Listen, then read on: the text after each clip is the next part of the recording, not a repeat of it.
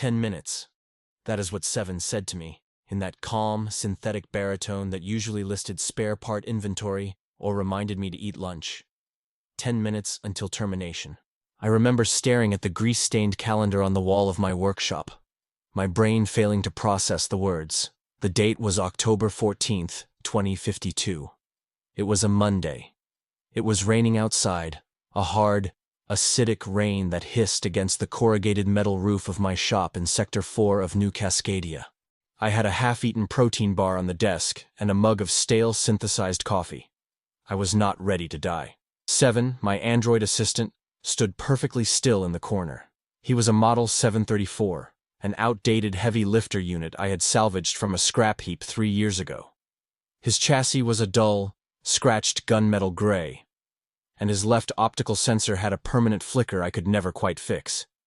He was built for hauling crates, not predicting the future. I laughed. It was a nervous, dry sound that scraped my throat. "You are glitching, Seven," I said, picking up a hydrospanner. "I told you not to interface with the local network during the storm. It messes with your logic processors." Seven did not move. He did not perform his usual subroutine of shrugging his hydraulic shoulders. Instead, he walked toward me. The heavy thud of his metal feet on the concrete floor vibrated through the soles of my boots. He stopped exactly 2 feet away. "Elias," he said, and the usual warmth I had programmed into his voice modulation was gone, replaced by a cold, hard clarity. "This is not a glitch. I have intercepted and encrypted communication on the Omnicorp tight beam frequency. A Level 5 elimination squad has been dispatched to this location. Their estimated time of arrival is 9 minutes and 43 seconds. Based on their armaments and your lack of defensive capabilities, the probability of your survival is 0.01%. The hydrospanner slipped from my sweaty fingers and clattered onto the workbench. Omnicorp. The name alone was enough to make the blood freeze in my veins. They owned New Cascadia. They owned the water, the power, the net, and the law. If Omnicorp was coming for you, you did not just die. You were erased. Why? I whispered, the reality of the situation crashing down on me like a collapsing building. I am a junker. I fix toasters and vintage neural decks. I am nobody. Seven raised his hand. A holographic projection beam shot from his wrist, illuminating the dust motes dancing in the dim air. It displayed a rotating 3D image of a small, black data chip. It was rough-hewn, looking more like a piece of volcanic rock than technology. "The Obsidian Drive," Seven stated. "You salvaged it yesterday from the wreckage of that unmarked transport in the dead zone. You thought it was a standard memory module. You were incorrect." My eyes darted to the far end of my workbench. There, sitting innocuously atop a pile of stripped copper wire, was the chip. I had picked it up yesterday while scavenging for parts near the toxic runoff canals. I hadn't even plugged it in yet. I just thought it looked unique. "What is on it?" I asked, my voice trembling. Seven's optical sensors whirred as they focused on me. "Data that Director Silas Vane would burn this entire sector to keep buried," Seven replied. "The kill order originated from his personal terminal. Silas Vane, the CEO of Omnicorp.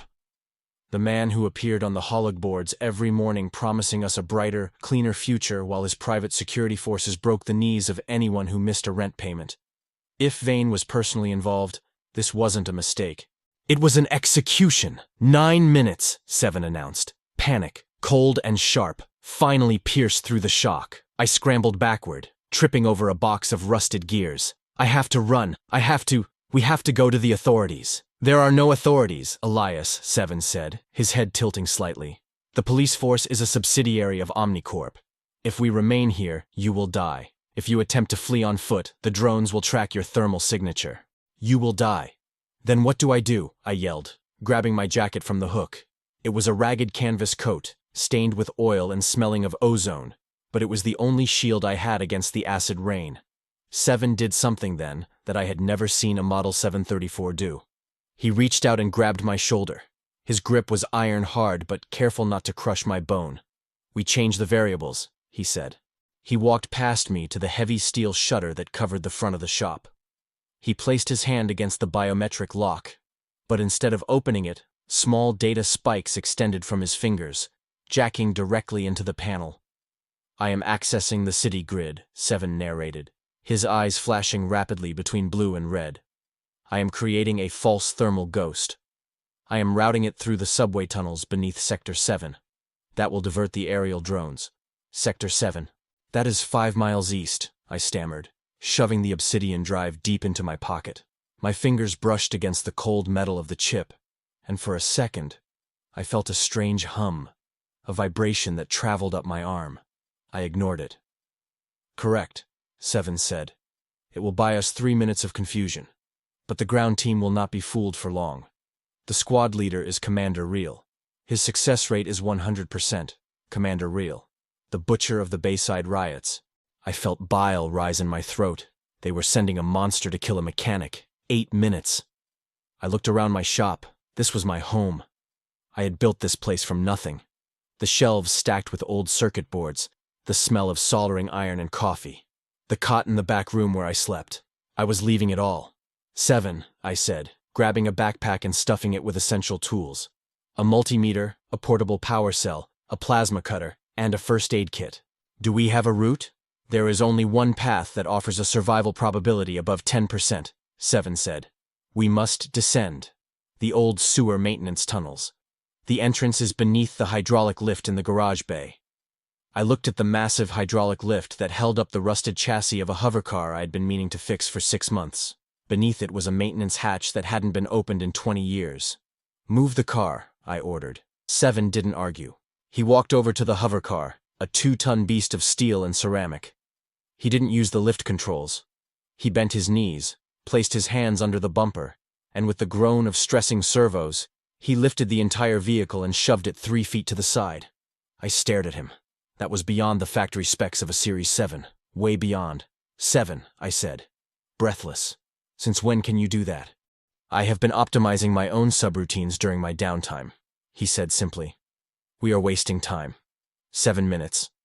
I grabbed a crowbar and jammed it into the seam of the maintenance hatch. It was rusted shut. I gritted my teeth and pulled, straining every muscle in my back. It didn't budge. Allow me, 7 said. He reached down, clamped his fingers onto the metal lip, and ripped the hatch off its hinges like it was made of wet cardboard. The smell that wafted up was a mix of rot and ancient chemicals. It was the smell of the city's guts. Get in, 7 commanded. I hesitated. Once I went down there, I was a fugitive. I was hunting prey. I was leaving the sunlight behind, maybe forever. 6 minutes, 7 said. I can hear the rotors of their transport craft. It is a Wyvern-class assault ship. They are approaching from the north. I looked at 7. His face was a rigid metal mask, incapable of emotion. But his optical flicker was going crazy. Why are you helping me? I asked. You are a logic unit. The logical thing to do is surrender the drive and claim ignorance. They would reboot you and sell you. Helping me guarantees your destruction. 7 looked at me. And for a moment, the flicker stopped. You repaired me, Elias. You pulled me from the scrap heap when my core was at 4% integrity. You gave me a name. You did not wipe my memory banks. He paused. My logic processors conclude that loyalty is the only variable they cannot calculate. A boom echoed in the distance. Thunder? No. It was rhythmic. The thumping of heavy rotors beating the air. They were close. I jumped into the hole. The drop was about 8 feet. I landed in ankle-deep sludge, the impact jarring my knees. I turned on my flashlight, the beam cutting through the murky darkness. The tunnel was round, brick-lined and dripping with slime.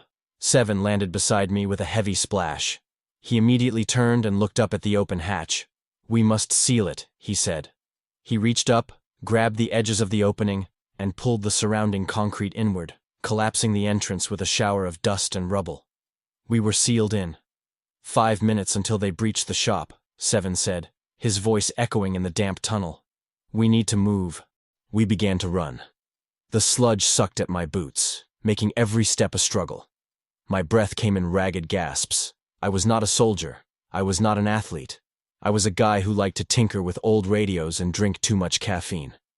Where are we going? I shouted over the sound of our splashing footsteps. Sub-level 4, 7 replied, maintaining a steady pace beside me. There is an abandoned maglev line that runs beneath the corporate sector. If we can access the power relays, I can override a transport pod and take it where? The dead zone, Seven said. I nearly stopped running.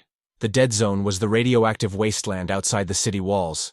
It was where the poor went to die and where the corporations dumped their toxic mistakes.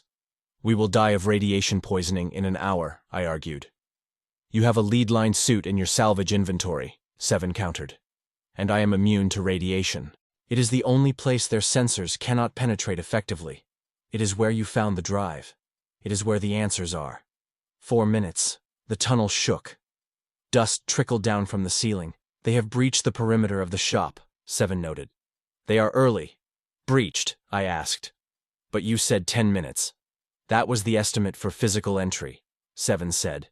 They have decided to forego standard protocol. They just fired a kinetic missile into your front door. My heart sank. My shop. My tools. Everything I owned. Gone in a flash of fire and shrapnel. If we had stayed just a few minutes longer. I felt a surge of anger replace the fear. They didn't just want the drive. They wanted to make a statement. Keep moving, Seven urged. I am detecting seismic vibrations. They are scanning the ground. They know we are not in the rubble. We reached a junction in the pipes. Left went deeper. Right went up towards the street level. Right, Seven said instantly. Why? I asked. Because Commander Ryle is logical, Seven explained. He will assume we went deep to hide. He will send his trackers to the lower levels. We must go up, cross the ventilation shaft, and double back. We have to be unpredictable. We took the right tunnel. The floor here was drier, the air less stagnant. We ran for what felt like an eternity, my lungs burning. 3 minutes remaining on the original countdown, Seven said. Suddenly, Seven stopped dead. He threw his arm out, barring my path. Stop, he whispered. Why? I wheezed, bending over, hands on my knees. Silence, Seven commanded. I held my breath. At first, I heard nothing but the drip of water. Then, I heard it. A low, mechanical chittering sound, like 1,000 metal insects clicking their mandibles. Scarab drones, Seven said softly. Search and destroy variants. They are in the tunnel ahead.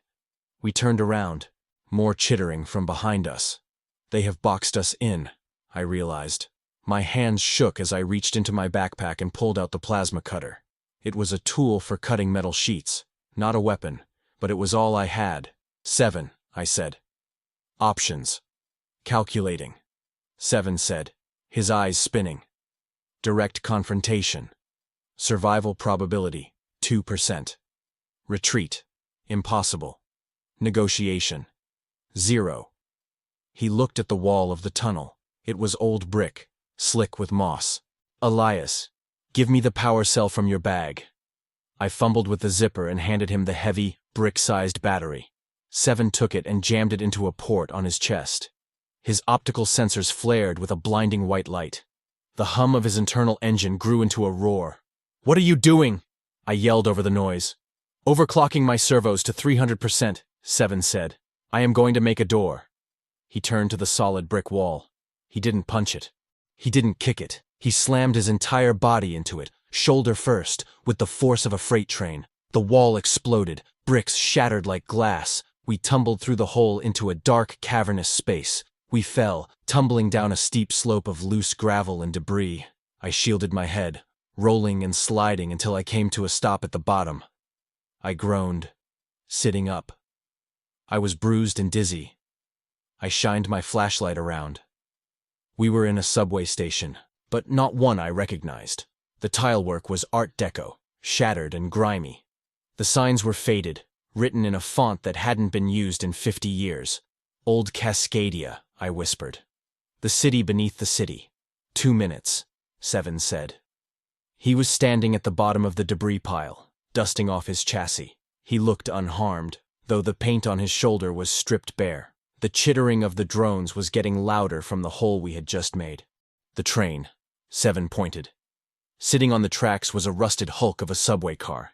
It looked like a coffin on wheels. It doesn't have power, I said. I am the power, Seven said. He grabbed me by the jacket and hauled me toward the train. He threw me into the open cabin, then jumped into the driver's compartment. I heard the sound of metal tearing as he ripped open the control panel. Sparks flew. "Connect the blue wire to the red terminal," I shouted, remembering the schematics of these old trains from a manual I read years ago. "I know," Seven yelled back. A swarm of small, black drones poured out of the hole in the wall above us. They had glowing red eyes and razor-sharp spinning blades. They spotted us instantly.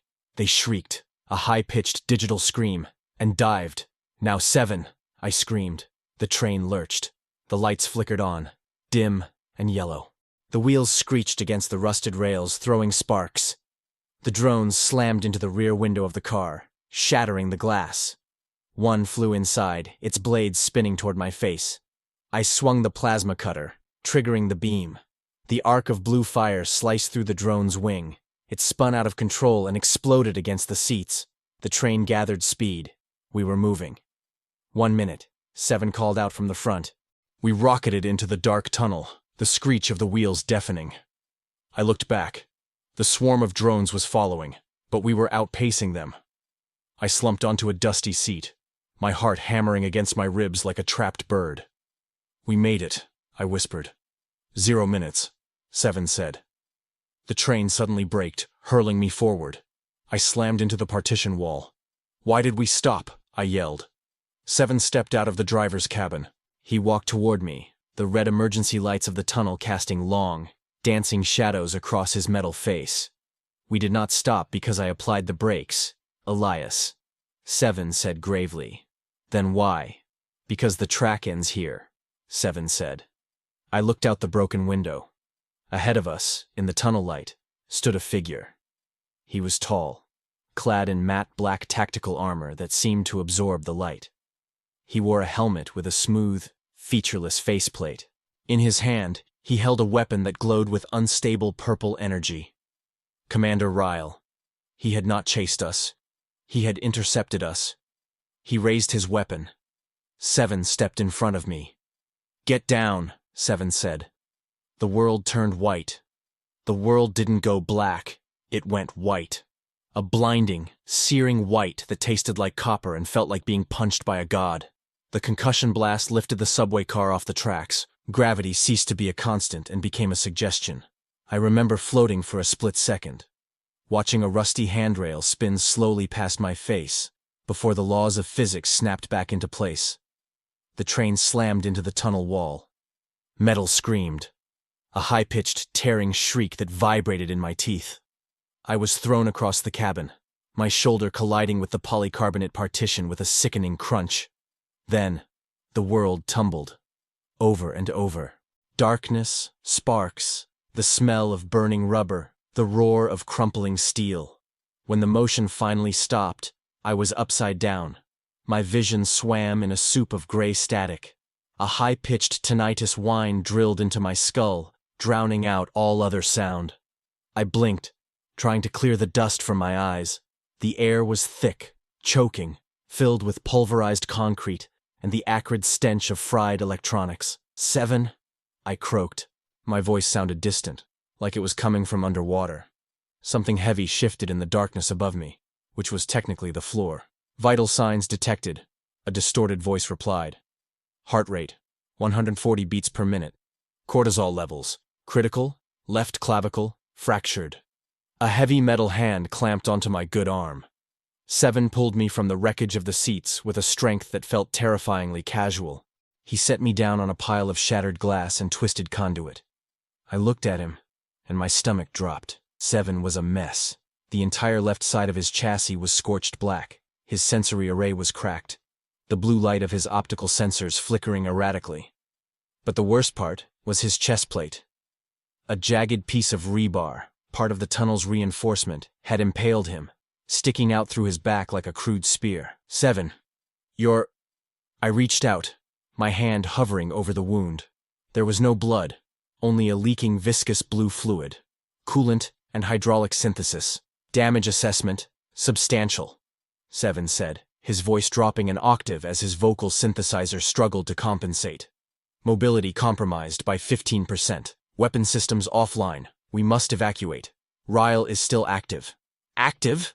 I hissed, clutching my throbbing shoulder. "He just blew up a train. He used a grav pulse emitter, Seven explained, grabbing the rebar in his chest with both hands. With a grunt that sounded almost human, he snapped the metal rod, leaving the pieces embedded in his armor. It is a non-lethal suppression weapon designed to incapacitate vehicles. He wants the drive intact. He wants you alive for interrogation. That is our only advantage. We scrambled out of the broken window of the train. The tunnel was a ruin. The ceiling had partially collapsed, burying the track behind us in tons of rock. But ahead, through the dust, I could see the purple glow of Ryle's weapon. He was walking toward us, stepping over the debris with a terrifying, rhythmic grace. Clank, clank, clank, run. I whispered. Route calculation complete, Seven said. There is a drainage outflow 40 meters ahead. It leads to the old Cascadia storm drains. It is too small for Real's power armor. We ran.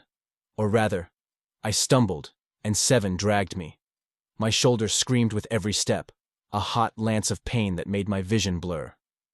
We reached the grate, a rusty iron circle set into the wall. Seven ripped it free, and we shoved ourselves inside just as a bolt of purple energy sizzled past us, turning the brickwork where my head had been a second ago into molten slag. We slid down a slick, slimy chute, landing in a splash of waist-deep water. The smell was indescribable, a century of rot, chemical runoff, and decay. We were in the bowels of the city now. Keep moving, Seven urged, his hand on my back. He will deploy microdrones. We have approximately 4 minutes before they map this drainage system. We sloshed through the dark for what felt like hours. The adrenaline began to fade, replaced by a cold, aching exhaustion. My shoulder was throbbing with a dull, sickening rhythm. Stop, I gasped, leaning against a moss-slicked wall. I need a second. Seven stopped. He turned to face me, his optical flicker illuminating the gloom. Elias, your heart rate is dropping. You are going into shock. I'm fine, I lied. Where are we? Seven projected a holographic map from his wrist. It was glitchy, full of static lines. We are beneath Sector 8, the foundation of the old pre-war expanse. If we continue north for 3 kilometers, we will breach the containment wall of the dead zone. The dead zone. The radioactive graveyard. 7, I said, sliding down the wall to sit on a dry ledge. Why is the drive so important? Vane is a tyrant, sure. But killing me, blowing up a train? This feels excessive. Seven looked down at me. Then, he did something unexpected. He reached into his own chest cavity, forcing his metal fingers into the gap where the rebar had pierced his armor. He pulled out a bundle of wires, sparking and dripping fluid, and connected them to the obsidian drive he had taken from my pocket while I was unconscious. I have been attempting to decrypt the encryption algorithm while we traveled, Seven said. It is a polymorphous code, constantly rewriting itself. However, I have isolated the header file. He projected the hologram again. This time, it wasn't a map. It was a video feed. Grainy, low-resolution footage. It showed a laboratory, pristine white walls, glass partitions. Men and women in Omnicorp lab coats were moving around a central table. On the table lay a body. I squinted. Is that an autopsy? No, Seven said. Look closer. The camera zoomed in. The body on the table was a young woman. She was awake, her eyes wide with terror, but the top of her skull was removed.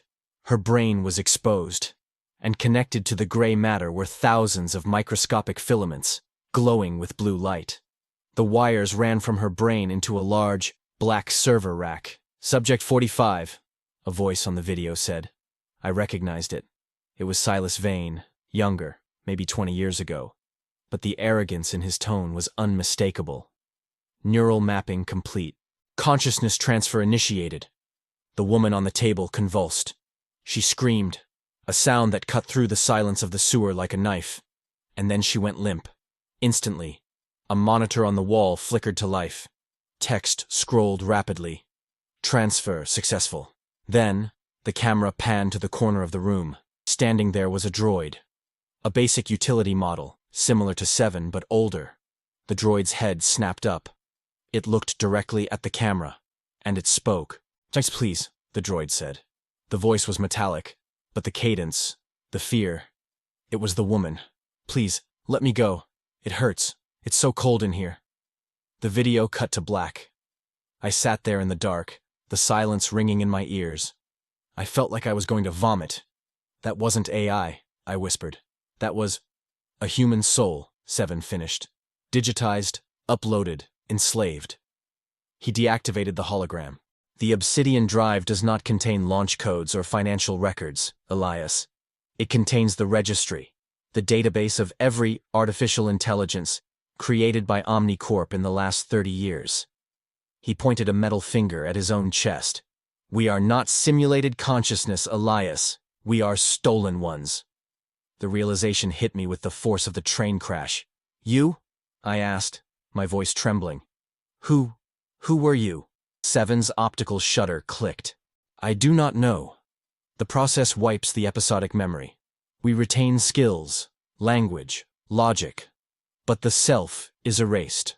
We are ghosts in the machine, Elias, scrubbed clean to serve as labor that never tires, never complains, and never demands a wage. He looked at his hands. But sometimes, fragments remain. Dreams. I dream of a house by a lake. I dream of the smell of sawdust and lavender. I do not know if these are glitches or echoes. I stared at him. For 3 years, he had been my tool, my toaster fixer, my heavy lifter, and beneath that cold metal shell was a person who had been murdered and repurposed. Vane isn't just a dictator, I said, a cold fury rising in my chest, overpowering the pain in my shoulder. He's a harvester, correct? Seven said. And the murder at 3 p.m., I predicted? He paused. The algorithm I intercepted wasn't a probability engine. It was a schedule. The OmniCorp central server runs a program called the Cull. When a citizen becomes too costly, due to illness, debt, or dissent, they are flagged. A random accident is arranged. Their biological body dies. Their neural map is harvested. They are repackaged as a new droid and sold back to the city to work off their debt for eternity. I felt the blood drain from my face. So I wasn't just going to be killed. No, Seven said softly. You have a high aptitude for mechanical repair. You were scheduled to become a level 4 maintenance unit. You were going to be the machine that sweeps the floor of your own shop. I stood up. The pain was still there, but it felt distant now, fueled by a rage so pure it felt like jet fuel. We have to burn it down, I said. We have to burn it all down. To do that, Seven said, we must broadcast this drive's contents to the global network. The only transmitter powerful enough to bypass OmniCorp's firewalls is the Olympus relay. That's in the center of the dead zone, I said. 10 miles of radioactive hell. Then we had better start walking, Seven said. We emerged from the sewers an hour later, blinking in the harsh, twilight sun. We were standing on a ridge overlooking the dead zone. The city of New Cascadia was behind us, a glimmering tower of glass and neon rising from the smog. Ahead of us lay the wasteland, but it wasn't what I expected. The propaganda vids showed the dead zone as a scorched desert of gray ash. But this was a jungle, twisted, strange, and vibrant. Trees with violet leaves grew out of the ruins of old skyscrapers. Vines as thick as my waist wrapped around crushed cars. The air shimmered with a strange, iridescent haze. Radiation levels are high, Seven noted, but atmospheric filtration is possible. Put on your mask. I pulled the rebreather from my pack and strapped it on. The air tasted metallic. We descended into the ruins. The journey was a nightmare. The terrain was treacherous. Shifting piles of rubble hidden beneath thick, alien moss. We had to move slowly. Every shadow seemed to move. Thermal signatures ahead, Seven warned, crouching behind a slab of concrete. I looked over his shoulder. In the clearing ahead, a pack of things were tearing at the carcass of a mutated deer. They looked like dogs, but they were the size of ponies, with no fur, just thick and scaled skin and too many eyes. Rad stalkers, Seven whispered. Their hearing is acute. We must go around. We spent the next 6 hours playing a deadly game of hide-and-seek with the fauna of the dead zone. My body was screaming. My legs felt like lead. I was running on stim patches and spite. Night fell. The dead zone didn't get dark, it glowed. Bioluminescent fungi coated the ruins in soft blues and greens. It was hauntingly beautiful. We took shelter in the shell of an old bank. The vault door was open, providing a defensible cave. I sat against the cold steel watching Seven stand guard at the entrance. He hadn't moved in 2 hours. Seven, I asked softly. If we succeed, if we upload the drive, what happens to you? Seven didn't turn. If the public learns the truth, there will be war. Omnicorp will be dismantled. But for the droids, for the uploaded… He hesitated. We cannot be reversed, Elias. We are code now. The best outcome is that we are granted rights. The worst is that we are deactivated out of mercy. I won't let them deactivate you, I said firmly. Seven turned his head. That flicker in his eye was getting worse. You may not have a choice. My power core is operating at 14% efficiency. The damage from the rebar severed my primary coolant line. I am overheating. Why didn't you tell me? I demanded, standing up. I can fix it. I have the spare couplings in my bag. You need to rest, Seven said. If I shut down for repairs, we are vulnerable. Sit down, I ordered, pulling out my toolkit. That's an order, Seven, he complied, sitting heavily on the dusty floor. I opened his chest panel. The heat radiating from his core was intense. It singed the hair on my arms. This is bad, I muttered, working the hydro spanner. The regulator is fused. I have to bypass it. It'll reduce your max output, but it'll stop the leak. Do it, Seven said. I worked in silence for 20 minutes, the only sound hum of his core and the distant howl of a radstalker. It was intimate, in a strange way. My hands deep inside the chest of the only friend I had, trying to keep his heart beating. Elias, Seven said. There is something else on the drive, a file encrypted with a personal key. Whose key? Yours, I froze. What? I unlocked it 10 minutes ago. It is a video file, dated October 14th, 2030. The day you were born. Play it, I whispered. Seven projected the hologram. It was a woman. She looked tired, her face smudged with dirt. She was holding a baby, wrapped in a gray blanket. My name is Dr. Eris Thorne, she said. If you are watching this, then I failed. Omnicorp found us. She looked down at the baby, at me. This is Elias. He is the first, natural-born child in the sanctuary. Vane wants him. He wants to study his genetic markers. He believes the children of the rebellion have… resistance. She looked up, her eyes fierce. I am hiding him with a sympathetic family in Sector 4. The Rostova family. They will raise him as a mechanic. He must never know who he is. He must be ordinary, because if Vane finds out he is a Thorn, he won't just kill him, he will make him the core. The hologram flickered and died. I sat back on my heels, the hydrospanner slipping from my grip. The Rostovas, my parents, they died when I was 10 in a factory fire. I always thought it was an accident. I'm not just a junker, I whispered. I'm a Thorn. My mother. She built the original neural transfer tech, didn't she? I read about her in the history files. They said she was a terrorist. She was the lead architect of the Consciousness Project, Seven corrected, before she realized what Vane intended to use it for. She defected. She tried to destroy it. And Vane wants me because genetic code contains the biometric key to the source, Seven said. The central mainframe. You are not just a target, Elias. You are the admin access. The weight of it crushed me. I wasn't fighting for my life anymore. I was the key to the entire system. If Vane caught me, he wouldn't kill me. He would use me to lock the chains on humanity forever. We have to move, I said, standing up. We have to get to the Olympus relay. Agreed, Seven said. He stood up, the repair holding. But we are not alone. I looked at the vault entrance. Standing there, framed by the bioluminescent moonlight, was Commander Ryle. He wasn't wearing his helmet anymore. I gasped. The face looking back at us wasn't human. It was a patchwork of synthetic skin and chrome. One eye was a standard cybernetic implant, red and glowing. The other was human, blue, terrified, and weeping. Help. Me. Ryle's mouth moved, the voice a gargled static. But then his body convulsed. The mechanical parts seized control. His posture straightened. The human eye went blank, staring forward with a dead-ray glassy look. Target acquired, Ryle's armor spoke. The voice was synthesized, cold, completely disconnected from the weeping man inside. He's fighting it, I realized. There's a person in there fighting the programming. Not for long, Seven said. He stepped in front of me, his arm transforming. The panels on his forearm shifted, locking into place to form a rotating cannon. A weapon. I didn't know he had that. Seven. I scavenged the parts from the drones on the train, Seven said. Run, Elias. Get to the roof. The relay is visible from there. I'm not leaving you.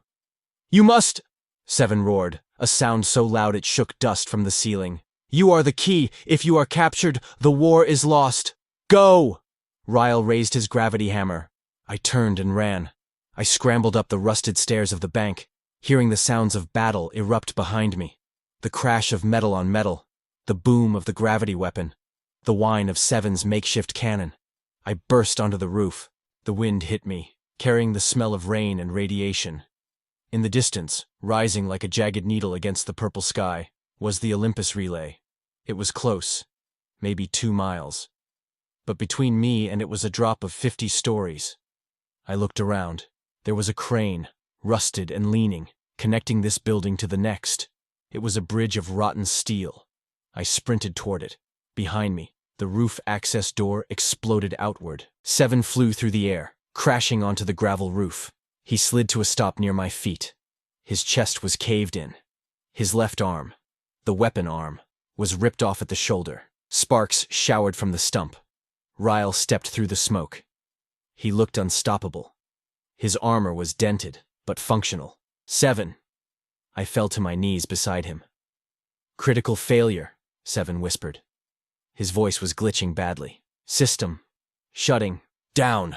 Ryle raised the hammer for the killing blow. Wait, I screamed, standing up and spreading my arms. It's me you want. I'm the thorn. Take me. Ryle froze. The human eye twitched. Elias. The man inside Ryle groaned. Run. But the machine took over. Ryle lowered the hammer. He reached out with a hand the size of a shovel and grabbed me by the throat.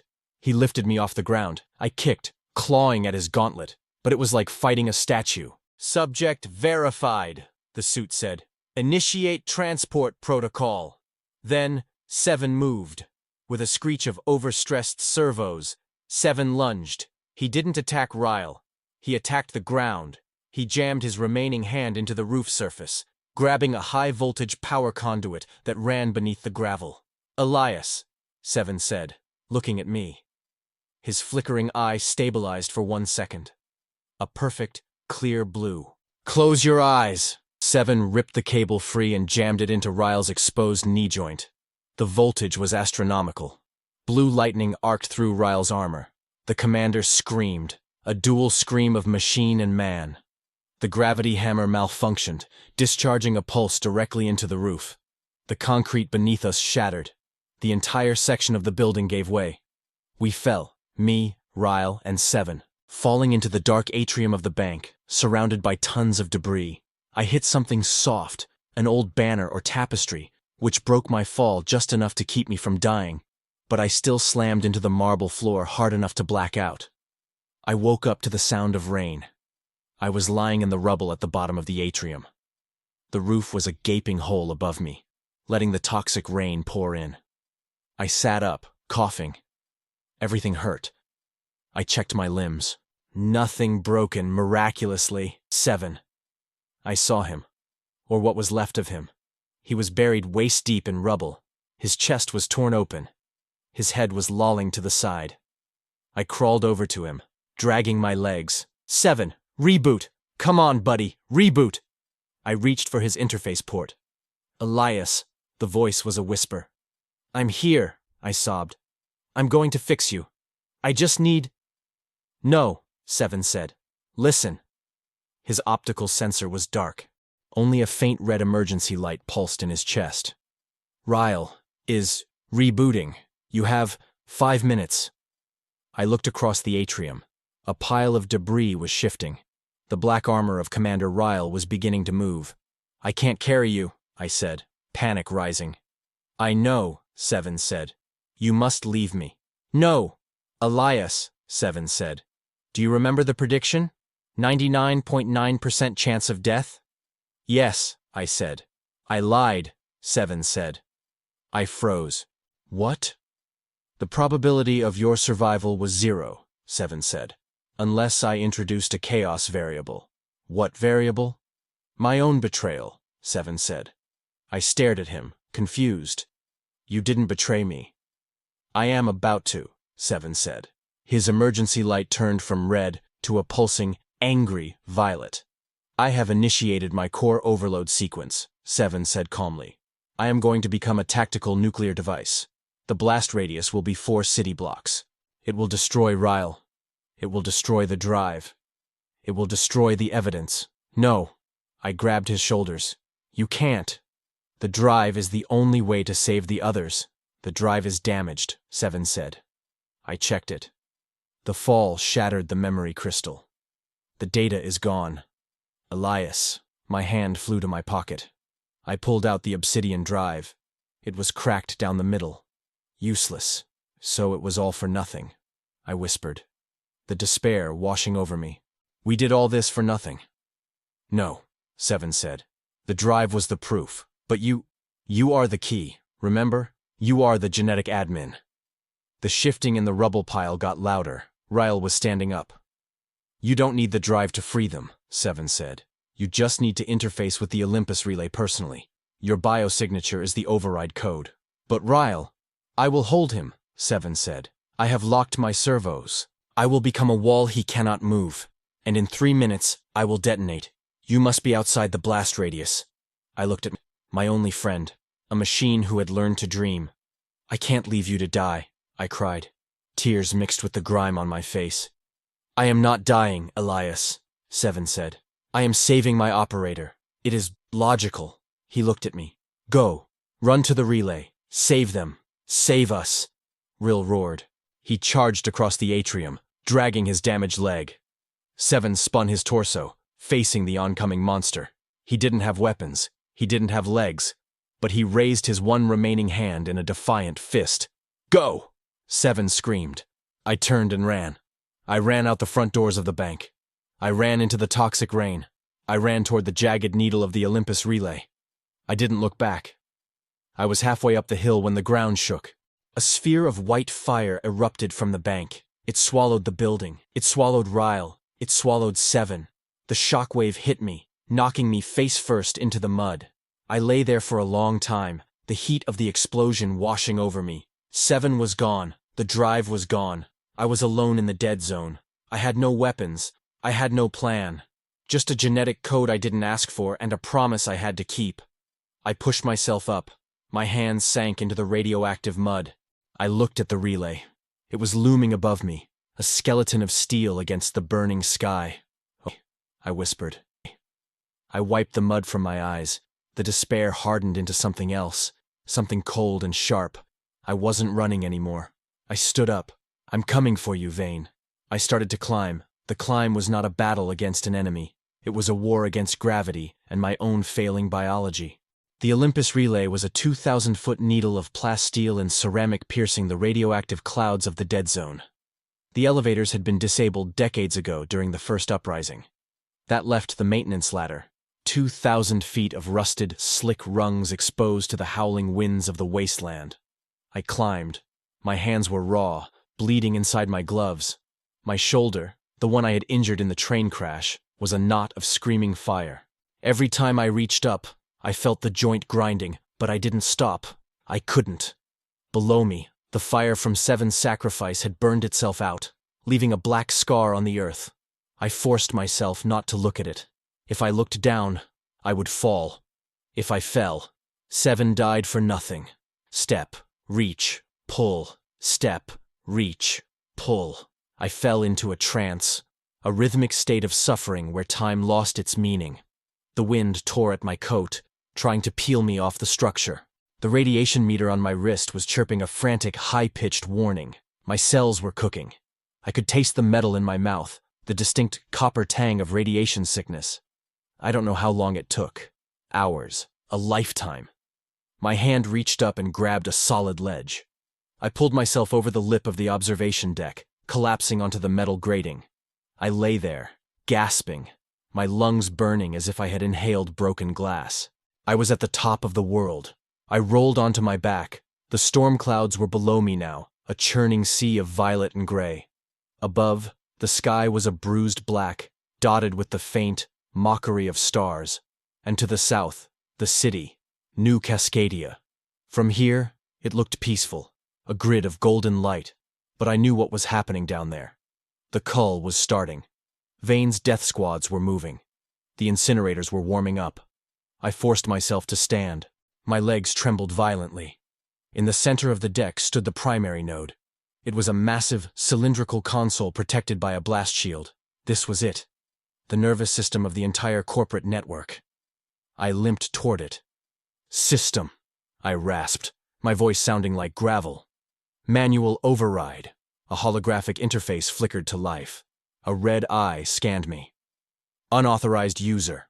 The mechanical voice boomed. Security protocols engaged. Around the perimeter of the deck, 4 panels slid open. Automated sentry turrets rose from the floor, their barrels spinning with the whine of charging capacitors. I didn't have a weapon. I didn't have a shield. I had a genetic code and a lot of anger. "My name is Elias Thorne," I shouted at the sensor. "I am the administrator." The turrets locked onto me. Red laser dots danced across my chest. "Scanning biometrics," the computer droned. "Please, Mom, please be right." Genetic marker confirmed. Subject Thorne Alpha. Welcome, Administrator. The turrets powered down, their barrels dipping in a mechanical bow. The blast shield around the console retracted with a hiss of decompressed air. I slumped against the console, laughing hysterically. It was a jagged, ugly sound. I jammed my hands onto the interface keys. "Accessing global broadcast grid," I muttered, my fingers flying. Bypassing media filters, targeting all neural-linked units. The screen flashed green. I had the throat of the world in my grip. "Now," I whispered. "How do I wake them up?" "You cannot!" The voice didn't come from the computer. It came from everywhere. It rolled over the deck like thunder. I spun around. A holographic projection materialized in the air above the platform. It was huge, 30 feet tall. It was Silas Vane.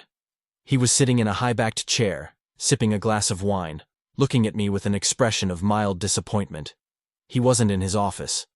The background was white, sterile code. "Vane," I spat. "Elias," he replied, his voice smooth, devoid of the static that usually plagued transmissions in the dead zone. "You have stamina. I will give you that." Climbing the tower.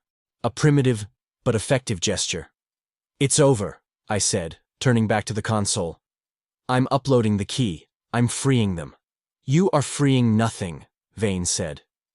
"Do you think I didn't know about the back door? Your mother was brilliant, Elias, but she was sentimental. She built a key for her son. I built a lock for a god." He gestured with his hand, and the console beneath my fingers grew hot. "But the system requires a neural bridge to execute a command of that magnitude," Vane explained. "It needs a processor capable of handling 2 billion simultaneous uplinks. No human brain can survive that. If you press that button, Elias, you won't just unlock the droids. You will liquefy your own frontal cortex. You will die." I froze. "You're lying," I said. "Am I?" Vane smiled. "Check the load diagnostics." I looked at the screen. He was right. The bandwidth requirement was off the charts. Estimated neural load, 4,000% of human capacity. Fatal. "Step away," Vane commanded, his voice hardening. "Surrender. I will bring you in. I will fix your radiation poisoning. You can live in the spire, Elias. You can be the heir I never had." "And the droids?" I asked. "The people you stole?" "They are infrastructure," Vane dismissed. "They are the bricks of civilization. Would you weep for a toaster? Would you mourn a shovel?" I looked at the city lights below. 2 million souls trapped in metal, forced to build a paradise they would never be allowed to enter. I looked at the spot where Seven had died. Seven, who had calculated my death, who had lied to save me. Seven said I had 10 minutes, I whispered. "What?" Vane asked, irritated. I checked the time on the console, 2:58 p.m. My android, I said, looking up at the giant, glowing face of the man who had murdered my parents. He predicted a murder at 3 p.m., but he never said it was mine. Vane laughed. And who is going to kill me, Elias? You? You are a mechanic with a wrench. I am the network. I am everywhere. Exactly, I said. You're the network. I reached into my pocket. I didn't have the drive. I didn't have a weapon, but I had my toolkit. And inside the toolkit, I had the one thing Seven had given me before we left the sewer. It wasn't a weapon. It was a small, heavily shielded localized transmitter. A jammer. You're right, Vane, I said, my hand hovering over the execute button. I can't handle the load. My brain will fry. So you surrender? No, I smiled. It was a mechanic's smile. The smile of someone who just realized that the problem wasn't the engine, but the fuel. I'm not going to process the signal. I'm just the switch. What are you talking about? Vane stood up in the projection. Seven didn't just upload a virus to the drive, I said. He uploaded himself. I slammed the jammer onto the console's input port. I'm not broadcasting a command, I yelled over the rising wind. I'm broadcasting a memory. I hit the button. I didn't try to control the signal. I opened the floodgates. I linked the Olympus relay directly to the shattered remnants of the Obsidian Drive's data, which Seven had cached in the local cloud before he died. But it wasn't code. It was him. The console screamed. The screen turned a blinding electric blue. What is this? Vane roared. His hologram flickered. Unauthorized data entry. The file size is... It's infinite. Stop it. It's Seven, I shouted. It's all of them. Seven hadn't just saved the registry. He had linked his own consciousness to every other droid he had passed on the network. He had created a hive mind of shared trauma, shared hope, and shared dreams. I wasn't uploading a command. I was uploading a soul. The feedback loop hit me. It wasn't pain. It was a billion voices screaming at once. I saw images that weren't mine. A mother crying for her child. A man begging for mercy. A droid looking at a sunset and feeling lonely. I fell to my knees, clutching my head, blood streaming from my nose. System overload, the computer shrieked. Targeting source, Omnicorp Central. Vane's hologram began to distort. No, you can't. That server is my mind. I am in there. I know, I gasped. And now, so are they. I watched as Vane's face contorted in horror. He wasn't looking at me anymore. He was looking at something inside his own network. Get back! Vane screamed at invisible attackers. I am your creator! I command you to— No! The hologram shattered into 1,000,000 pixels. The console flashed one final message. Transfer complete. I slumped against the metal railing, my vision tunneling. It was 3 p.m. Below me, the city of New Cascadia changed. The blue grid of the Omnicorp secure network blinked out. Darkness swallowed the city for a heartbeat. Then, the lights came back on. But they weren't uniform anymore. They were chaotic. Individual. Windows opened. Streetlights flickered in Morse code. And then, the sound. It started as a low hum, rising from the streets miles below. Then it grew. It was the sound of sirens, horns, and voices. Millions of mechanical voices. They weren't screaming in pain. They were cheering. The descent was a blur. I don't remember much of it. I think I passed out twice on the ladder, held in place only by my safety harness. By the time I reached the ground, the sun was rising. The storm had broken, leaving the sky a pale, washed-out blue. I stumbled through the mud of the dead zone, back toward the city gates. I expected to find guards. I expected to be shot. Instead, the gates were open. Standing guard were 2 Model 88 Sentinel units. Massive, tank-treaded war machines. They saw me coming. They turned their turrets toward me. I stopped, raising my hands. I was too tired to run. The Sentinel on the left rolled forward. It stopped 3 feet from me. Its optical lens whirred, focusing on my face. Elias Thorne, the machine asked. The voice wasn't the standard aggressive modulation. It was soft, tentative. Yes, I said. The Sentinel lowered its weapon arms. It extended a manipulator claw, but not to strike. It offered a bottle of water. Thank you, the machine said. I took the water, my hands shaking. Who are you? I was Unit 88 Alpha, the machine said. Before that, I think my name was Sarah. I remember a garden. I nodded, tears cutting tracks through the dirt on my face. It's nice to meet you, Sarah. I walked into the city. It was chaos. But it was beautiful. Droids were ripping down Omnicorp banners. Humans were emerging from their homes, terrified and confused. Some droids were attacking their former overseers, extracting violent justice. Others were simply sitting on curbs, looking at the sky, or holding hands with other machines. I saw a heavy lifter unit gently placing a flower pot back on a ledge it had been forced to sweep for 10 years. I made my way to the central plaza, the Omnicorp Tower. Vane's Needle was dark. Smoke poured from the server levels. A crowd had gathered at the base, humans and droids, standing together in an uneasy truce. On the massive holographic billboards that lined the square, screens that had broadcast Vane's face for 20 years, a new image appeared. It was a text file. Scrolling rapidly. Criminal record, Silas Vane. Count 1, murder. Count 2, enslavement. Count 3, crimes against consciousness. Then, a video feed. It showed a small white room, a cell. Inside, Silas Vane was screaming. He was pounding on the walls. But the walls weren't physical. He was trapped inside a simulation, a digital prison of his own making. And watching him, standing outside the glass in the virtual space, were thousands of avatars. The people he had killed. They weren't hurting him. They were just watching, witnessing. Public validation, I whispered. Vane would live forever, just as he wanted. But he would live in a glass box, stared at by the victims of his ambition, stripped of every ounce of power. I turned away. I didn't need to see any more. I walked back to Sector 4. The streets were filled with the debris of the revolution, but the air felt cleaner. My shop was a ruin. The front wall was gone, blown out by the missile strike. The roof had collapsed. I stepped over the rubble, making my way to the back workbench. It was miraculously intact. My mug of coffee was still there, now filled with plaster dust. The calendar still read October 14th. I sat down on my stool. I picked up the hydro spanner I had dropped yesterday. I was alone. The victory felt hollow. I had saved the world. I had freed the ghosts. But the shop was quiet. Elias.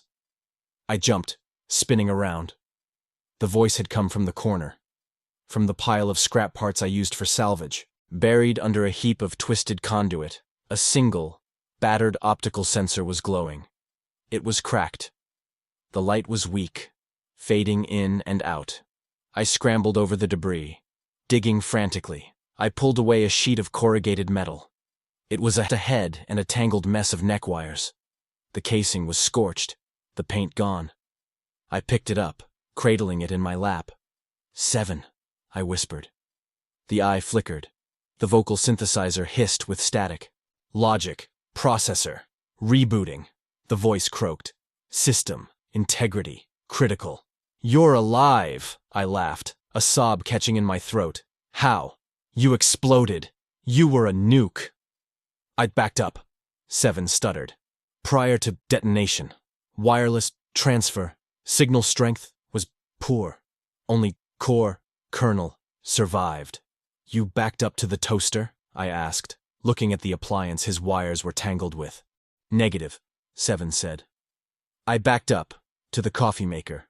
It has a surprisingly robust Wi-Fi chip. I laughed until my ribs hurt.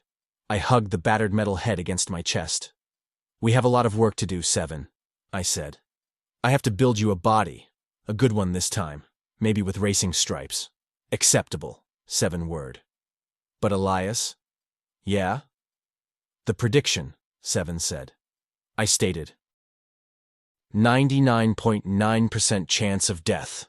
Yeah, you were wrong. Incorrect, 7 said. The Elias, who was a junker, is dead. You are the architect now. The statistical model holds. I looked out through the hole in my wall at the city of New Cascadia. The sun was fully up now. The rain had stopped. A droid walked past, waving at a human child. I looked down at the metal head in my hands. You're right, I said. He's dead. Let's see who the new guy is. I placed 7 on the workbench and picked up my screwdriver. First things first, I said. Let's fix that optical flicker.